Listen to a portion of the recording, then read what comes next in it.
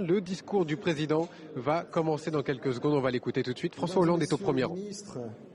Mesdames et messieurs les ambassadeurs, messieurs les premiers ministres, mesdames et messieurs les députés et les sénateurs, mesdames et messieurs les magistrats, monsieur le défenseur des droits, mesdames et messieurs les représentants des partenaires sociaux, mesdames et messieurs les représentants du monde associatif, économique et culturel, mesdames et messieurs les représentants des autorités morales et religieuses, mesdames et messieurs, chers amis. Chacun ici le comprendra, cette première cérémonie des vœux, en tant que président du Sénat, prend pour moi un relief tout particulier. Votre présence ce soir, nombreuse, votre présence à vous tous, à chacun d'entre vous, me touche profondément. Je vous présente, avec les membres du bureau du Sénat, mes vœux les meilleurs, les plus sincères, des vœux de santé, des vœux de réussite, des vœux de bonheur pour cette nouvelle année qui débute.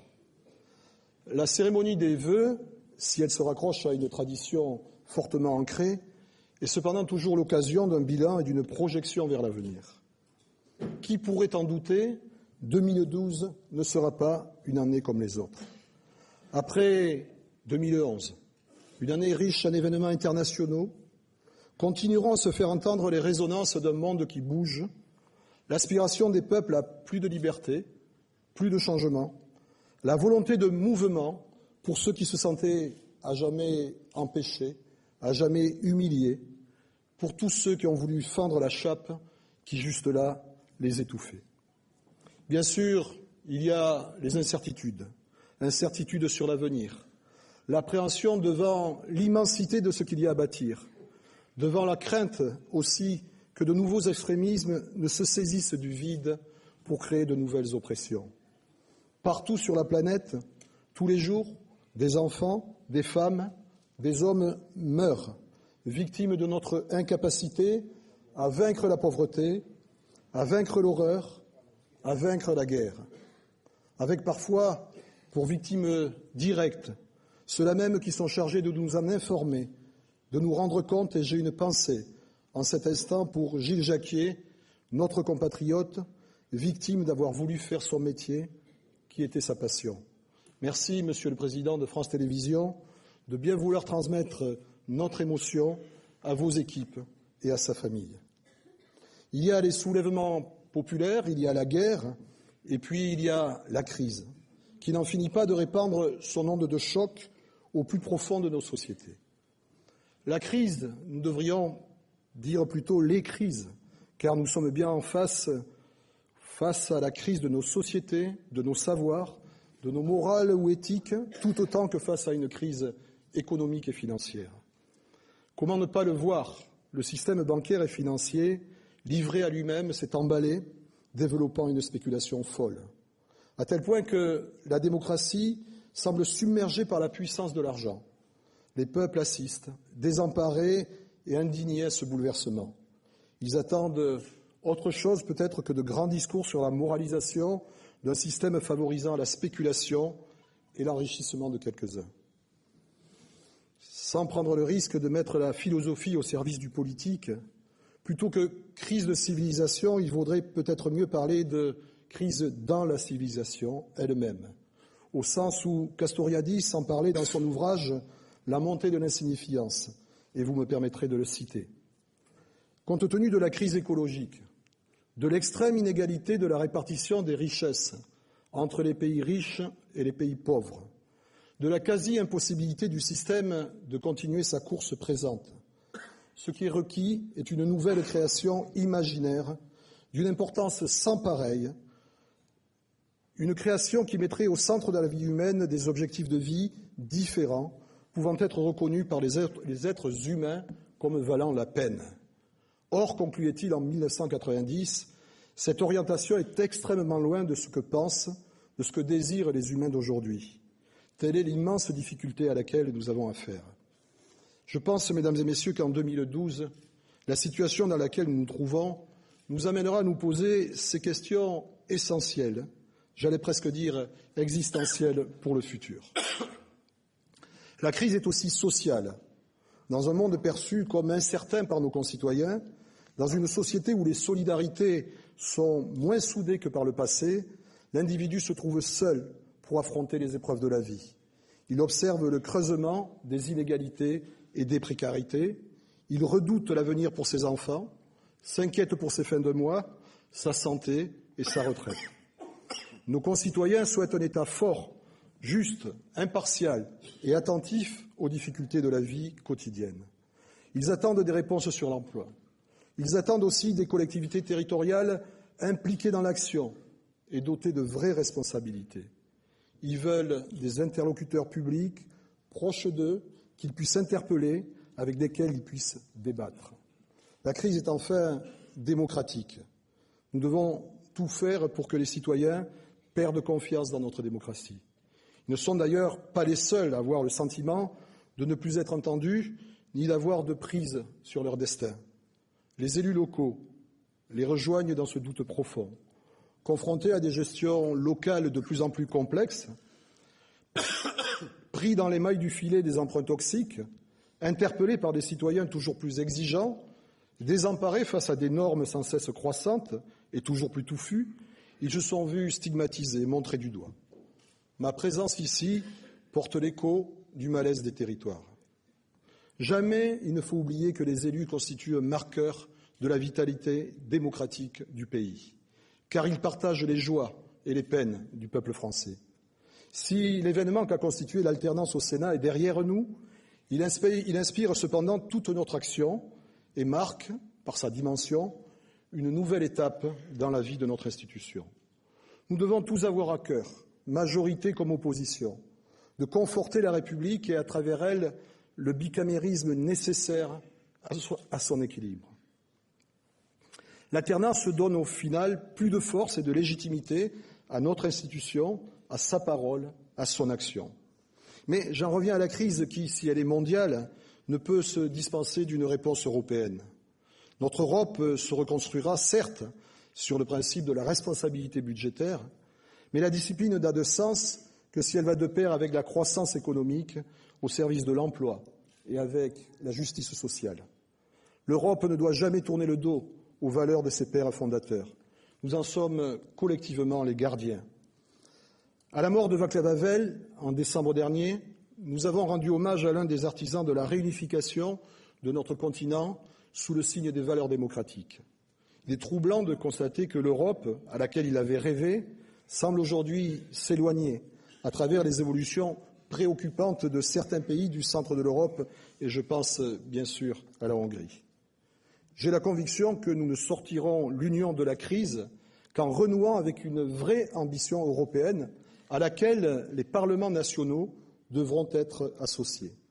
C'est la raison pour laquelle je me suis rendu à Berlin la semaine dernière pour dialoguer avec les présidents du Bundestag et du Bundesrat, deux assemblées dont je relève qu'elles sont, elles, partie prenante de chaque décision européenne importante.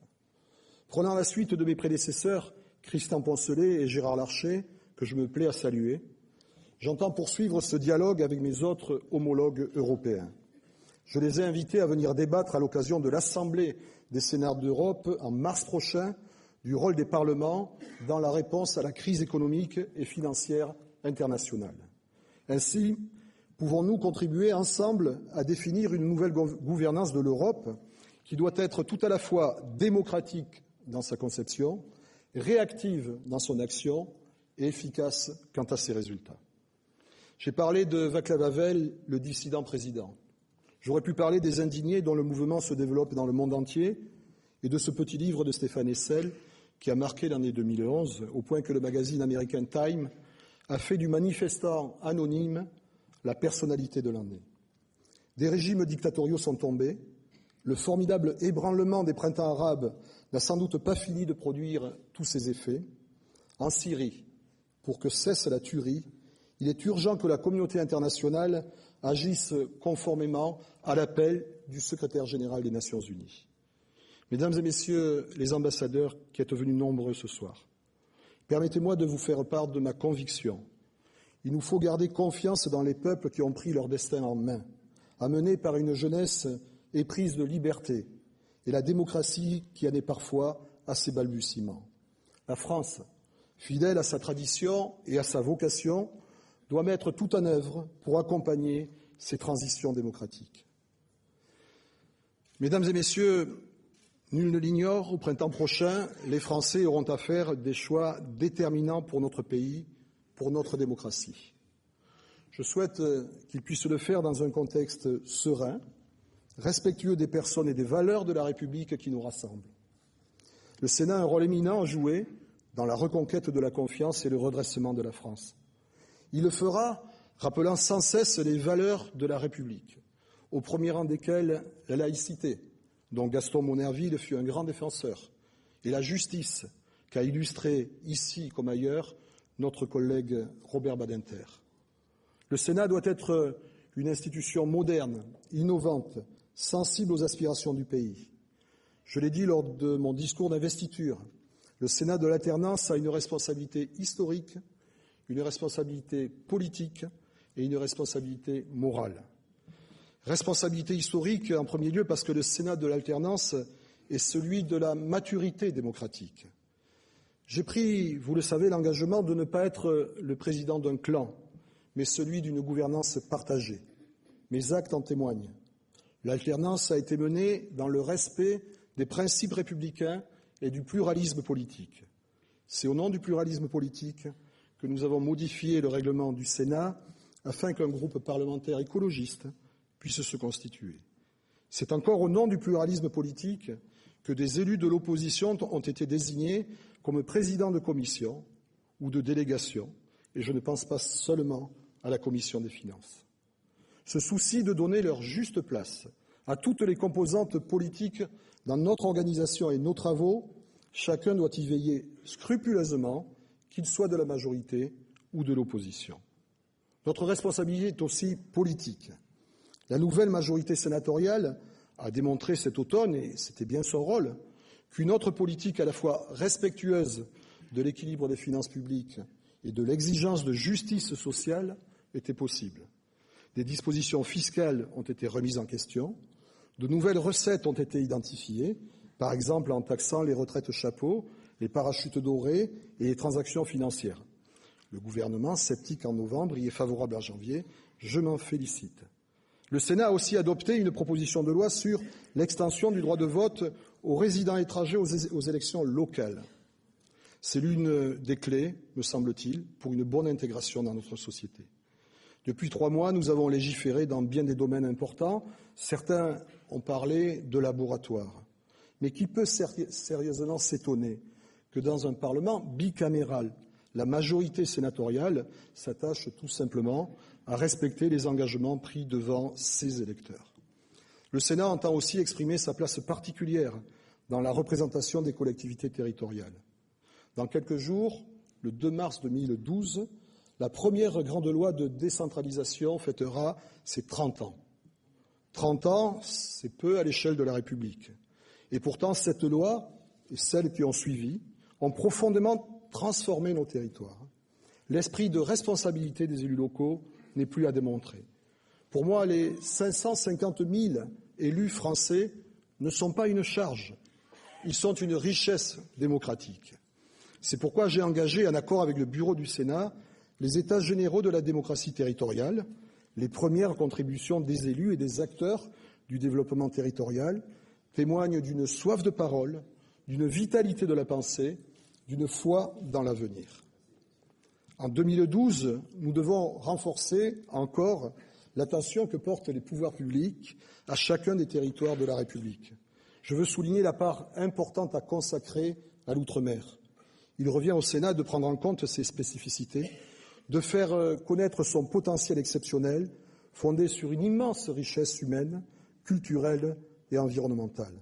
Nous devons être fiers de la diversité que nous apporte l'outre-mer. C'est vrai aussi pour les territoires les plus fragiles, qu'ils soient ruraux ou urbains. Le Sénat, contrairement à certaines idées reçues, est particulièrement attentif aux quartiers. Que de potentiel gâché alors que tant de jeunes, tant d'associations attendent une plus grande écoute et plus d'attention. La France a changé. Notre pays est riche de sa diversité, rassemble sur ses valeurs communes, et nous voulons qu'il en soit fier.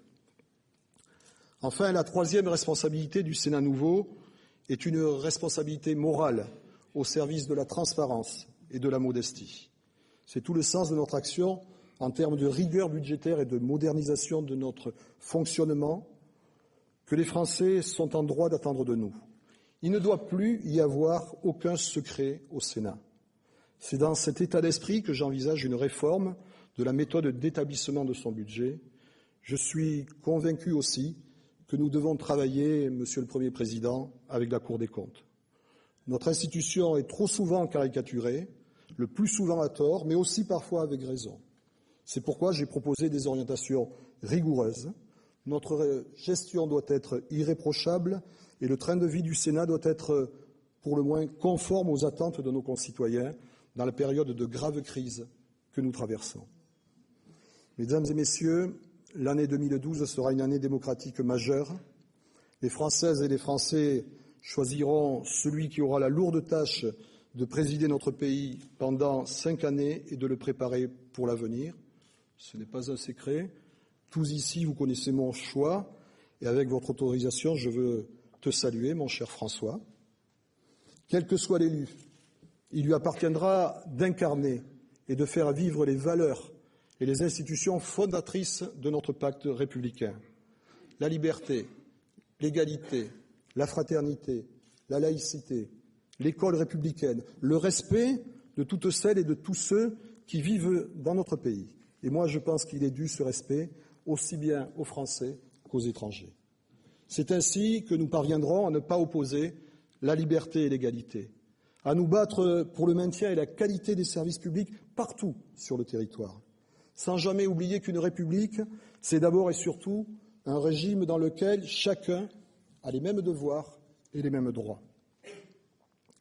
À chaque moment difficile de sa longue histoire, notre République a su relever les défis qui se présentaient à elle. Notre pays a traversé d'autres bourrasques et d'autres tempêtes. Il sait y répondre à chaque fois qu'il est uni, qu'il mesure que les décisions sont justes, qu'il voit apparaître l'espoir au bout de l'effort. Il y faut une immense volonté collective, il y faut de la lucidité, il y faut aussi l'audace et la détermination de celui qui montre le chemin. En un mot, il nous faut agir conformément aux préceptes de Stendhal, l'écrivain, le diplomate, le membre du Conseil d'État, pour qui les peuples ont le degré de liberté que leur audace conquiert sur la peur. C'est ce que je souhaite en 2012 pour la France. Je vous remercie.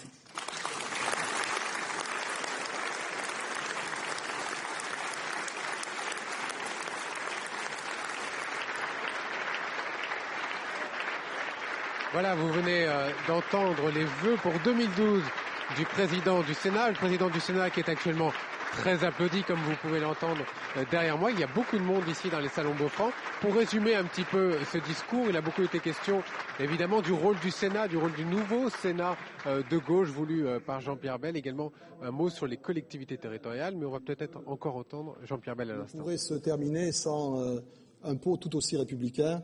Et le verre de l'amitié, je vous convie donc à vous tourner vers les tables qui sont dressées de part et d'autre de cette salle. Bon, voilà, c'était une invitation pour aller boire un verre, ce que les gens évidemment vont se précipiter de faire.